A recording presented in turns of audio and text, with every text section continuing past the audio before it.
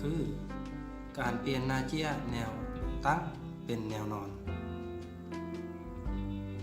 ใน Microsoft Word เป็นอะไรนั่นเรามาเฮ็ดกันเลย ก่อนอื่นให้คลิกเข้าไปที่ไอคอน Microsoft Word รอท่าโปรแกรมหน่อยนึง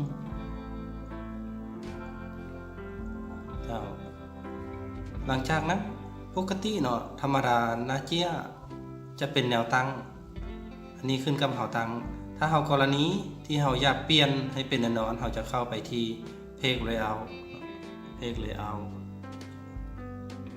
ตัวนี้แล้วเข้าไป Orientation เข้าไปแนวนอน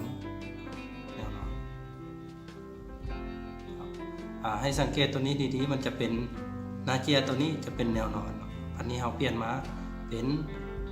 แนวตั้งเหมือนเดิมคลิกเข้าไปตัวนี้แล้วก็เข้าไปที่แนวตั้งมันจะเป็นแนวตั้งกรณีนี้เราอยากเปลี่ยนหน้าเจียหน้าต่อไปให้เป็น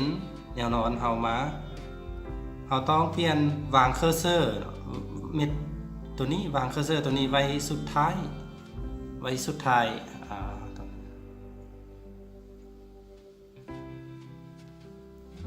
เอาเลื่อนลงวางเคอร์เซอร์ไว้สุดท้ายเนาะวางเคอร์เซอร์ไว้สุดท้ายตรงหน้าที่เรากำลังใส่อยู่หลังจากนั้นเข้าไปที่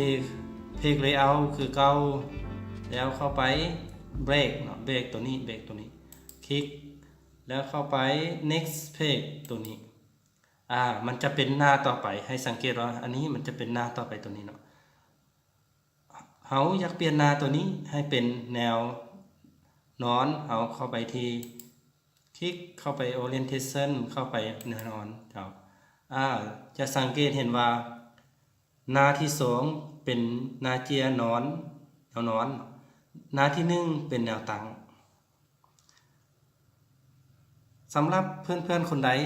ที่ต้องการอยากรู้เคล็ดลับเล็กๆน้อยๆแบบนี้สามารถติดตามช่องของนาทีใดที่นาที Channel ที่ YouTube นาที Channel